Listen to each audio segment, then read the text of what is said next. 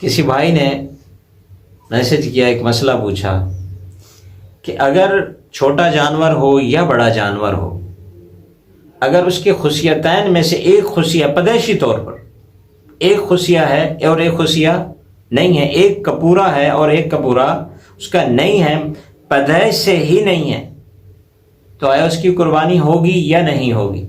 سنیں، اگر وہ پیدائشی طور پر ہی اس کا ایک کیا ہے، گولی ہے، اس کا ایک کا پورا ہے اور وہ جفتی کے قابل ہے، تو اس کی قربانی ہو جائے گی، اس میں کوئی شک اور شبہ نہیں ہے۔ ہاں اگر پیدائشی نہیں ہے، بعد میں کسی زخم کی وجہ سے بعد میں کوئی اسے یہ لاحق ہوا، تو یہ عیب تصور کیا جائے گا۔ پھر کیا ہوگا؟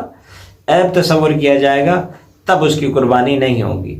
اب یہ بھی سن لیں، ہر وہ عیب ہر وقت پوچھنے کی ضرورت نہیں ہے، ہر وہ عیب جو لینے والے تاجر ہیں، جو خریدنے والے ہیں، اگر ان کے ہاں وہ عیب تصور کیا جاتا ہے تو وہ شرعاً بھی کیا ہوگا؟ عیب ہوگا۔